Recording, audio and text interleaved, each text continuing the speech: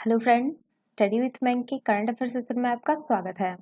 ये current affair SSC, banking, railway, state PCS, CDS, CAPF, NDA और other competitive exam आदि में सहायक होंगे। आज की डेट है 17 नवंबर 2021। तो चलिए आज का करंट अफेयर शुरू करते हैं। आज का पहला प्रश्न है, हाल ही में किस देश ने अमेरिका को पछाड़कर वैश्विक धन में वृद्धि कर शीर्ष स्थान हासिल की है? Option A Bharat, option B रूस, ऑप्शन सी चीन, ऑप्शन डी जापान।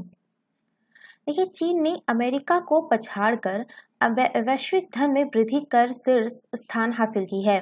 पिछले 2 दशकों में वैश्विक संपत्ति 3 गुना हो गई है, जिसमें चीन सबसे आगे है। पिछले 20 सालों में दुनिया की संपत्ति 3 गुना ही बढ़ी है। दुनिया भर के देशों की बैलेंस शीट पर नजर रखने वाली management consultant McKenzie and company की अनुसंधान शाखा की रिपोर्ट के अनुसार चीन अब दुनिया का सबसे अमीर देश बन चुका है। तो इसका जो सही आंसर होगा वो होगा आपका ऑप्शन सी चीन। चलिए नेक्स्ट क्वेश्चन पे चलते हैं। भारत सरकार ने सुशासन को बढ़ावा देने के लिए मंत्रिपरिषद के सभी 77 मंत्रियों को कितने समूहों में बांटा है? ऑप्शन ए 8 समूह, ऑप्शन बी 7 समूह, ऑप्शन सी 12 समूह, ऑप्शन डी इनमें से कोई नहीं। देखिए, भारत सरकार ने शासन के लिए व्यवहारिक दृष्टिकोण के तौर पर एक प्रमुख प्रेरक के रूप में मोदी सरकार युवा पेशेवरों को शामिल करने, सेवानिवृत्त अधिकारियों से सुझाव लेने और परियोजनाओं की निगरानी के लिए प्रौद्योगिकी का सर्वोत्तम उपयोग करने की योजना बना रही है। सूत्रों के मुताबिक इसके अलावा अन्य कई कदमों की देखरेख करने के लिए 8 विभिन्न समूह बनाए गए हैं, जिनमें संपूर्ण मंत्रिपरिषद के सदस्य शामिल हैं। मंत्रिपरिषद के सभी 77 मंत्री इन 8 समूहों में से एक का हिस्सा हैं, जिनमें से प्रत्येक में 9 से 10 मंत्री शामिल हैं और जिसमें एक केंद्रीय मंत्री को समूह समन्वयक के रूप में नामित किया गया है। तो इसका जो सही आंसर होगा वो होगा आपका ऑप्शन ए 8 समूह। चलिए नेक्स्ट क्वेश्चन पे चलते हैं। कोलंबिया के एक पूरे शहर का सफाया करने वाला कौन सा ज्वालामुखी अब फिर सक्रिय हो गया है? Option A Alborz, option B Mauna Loa, option C Nevado del Ruiz, option C Mount Etna. देखिए, कोलंबियाई भूवैज्ञानिक सेवा ने यह कहा है कि नेवाडो डेल रुइज ज्वालामुखी ने शनिवार से ध्यान देने योग्य गतिविधियां दिखाई है। लगभग 25,000 लोगों की मौत के साथ कोलंबिया में एक पूरे शहर को नष्ट करने वाले ज्वालामुखी ने उस विनाशकारी विस्फोट की 36वीं वर्षी के दिन इस सप्ताह के अंत में राख और गैस उगली है। इस ज्वालामुखी विस्फोट को कोलंबियाई इतिहास में सबसे खराब प्राकृतिक आपदा माना जाता था और इसके साथ ही इसे 20वीं शताब्दी के सबसे घातक ज्वालामुखी विस्फोटों में से एक माना जाता था। भूवैज्ञानिक सेवा ने यह भी कहा है कि अब नेवेडो डेल रुइज 11 वर्षों से अधिक समय से अस्थिरता की अवधि में है। तो इसका जो सही आंसर होगा वो होगा आपका ऑप्शन सी नेवेडो डेल रुइज। चलिए नेक्स्ट क्वेश्चन पे चलते हैं। सुप्रीम कोर्ट कॉलेजियम ने देश के पहले समलैंगिक जज बनने को लेकर निम्न में से किसे मंजूरी प्रदान कर दी है? Option A Saurabh Tripathi, option B Gaurav Tripathi, option C Saurabh Kripal, option C Anil Kumar, option D Mohan Agnihotri. देखिए, सुप्रीम कोर्ट कॉलेजियम ने वरिष्ठ वकील सौरभ कृपाल को दिल्ली हाईकोर्ट का जज बनाने का फैसला किया है।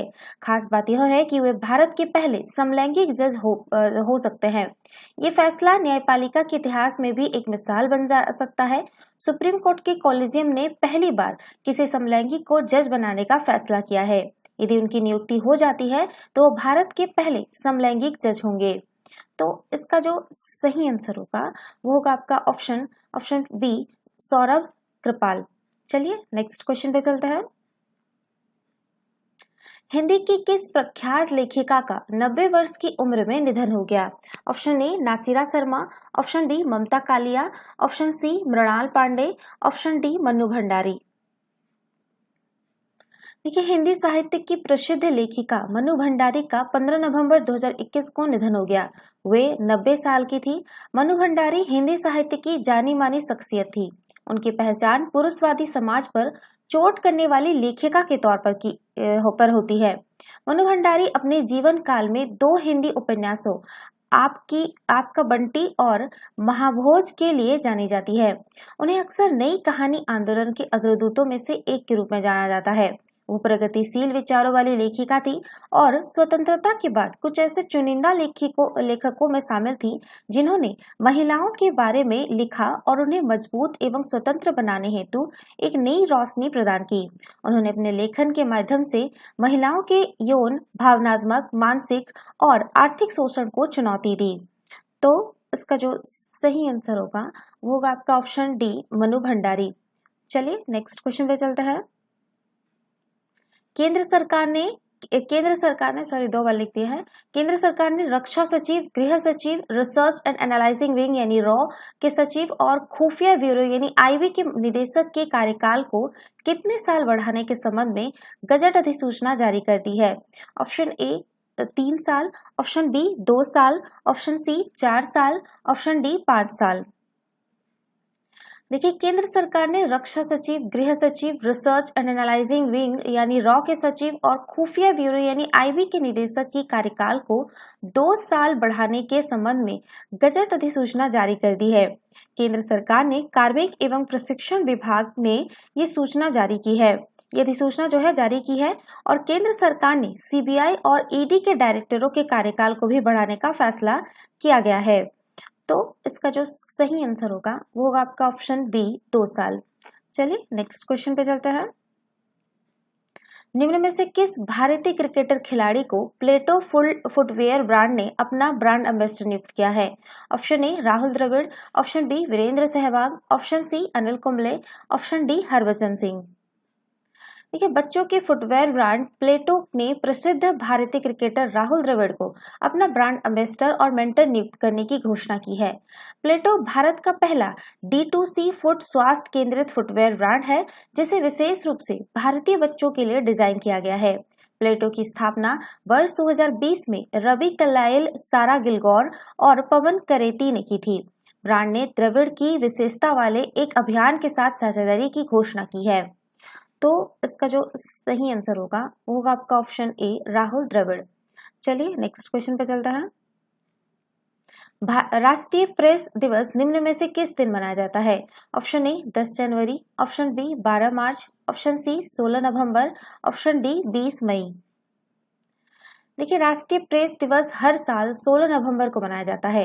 इस दिन को मनाने का मुख्य उद्देश्य प्रेस की आजादी के महत्व के प्रति जागरूकता फैलाना है।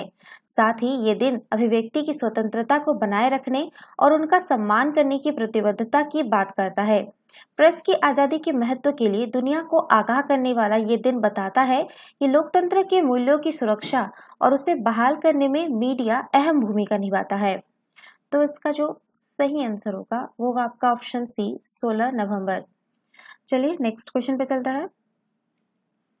एक हालिया सर्वेक्षण के मुताबिक किस शहर की मशहूर नदी टेम्स में सीहॉर्स, ईल, सील और शार्क की उपस्थिति पाई गई है? Option A New York, option B Paris, option C London, option D Tokyo. देखिए, एक हालिया सर्वेक्षण के मुताबिक लंदन की मशहूर नदी टेम्स में सीहॉर्स, हिल, सील और शार्क की उपस्थिति पाई गई है। यह सर्वेक्षण इस नदी के बेहतर स्वास्थ्य को प्रदर्शित करता है। गौरतलब है कि वर्ष 1975 में इस नदी को वैश्विक रूप से मृत घोषित कर दिया गया था। सर्वेक्षण के दौरान 115 प्रजातियों की मछलियां और वन्य जीवों के अलावा इस 346 किलोमीटर लंबी नदी में 3 प्रकार की शार्क पाई गई।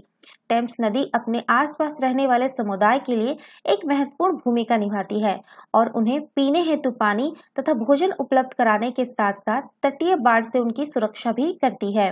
टेम्स नदी को आइसिस नदी के रूप में भी जाना जाता है। यह इंग्लैंड की सबसे लंबी नदी है जो लंदन सहित दक्षिणी इंग्लैंड से होकर बहती है। यह सेवरन नदी के साथ ब्रिटेन की दूसरी सबसे लंबी नदी भी है।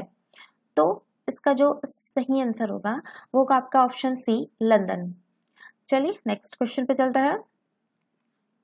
पहली बार ऑडिट दिवस का आयोजन कब किया गया? ऑप्शन ए 13 नवंबर 2021, ऑप्शन बी 16 नवंबर 2021, ऑप्शन डी 15 नवंबर 2021, ऑप्शन डी 16 नवंबर 2021।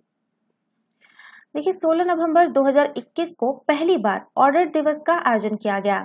ऑडिट दिवस एक संस्था के रूप में भारत की नियंत्रक और महालेखा परीक्षक यानी कैग की ऐतिहासिक उत्पत्ति और पिछले कई वर्षों में शासन, पारदर्शिता और जवाबदेही में उसके चिन्हित करने के लिए मनाया जाता है। भारत में नियंत्रक और महालेखा परीक्षक यानी कैग भारत के संविधान के तहत एक स्वतंत्र प्राधिकरण है। महालेखाकार का कार्यकाल वर्ष 1858 में स्थापित किया गया था, ठीक उसी वर्ष जब अंग्रेजों ने ईस्ट इंडिया कंपनी से भारत का प्रशासनिक नियंत्रण अपने हाथ में लिया था। वर्ष 1947 में स्वतंत्रता के बाद भारतीय संविधान के अनुच्छेद 148 में भारत के राष्ट्रपति द्वारा एक नियंत्रक एवं महालेखा परीक्षक नियुक्त किए जाने का प्रावधान किया गया और वर्ष 1976 में कैग को लेखांकन के कार्यों से मुक्त कर दिया गया। तो इसका जो सही आंसर होगा वो होगा आपका ऑप्शन डी, 16 नवंबर 2021। तो ये थे आज के करंट अफेयर। वीडियो पसंद आए तो लाइक, शेयर और कमेंट करना ना भूलें। साथ ही साथ चैनल को सब्सक्राइब करना ना भूलें। Thanks for watching. Have a nice day. Take care.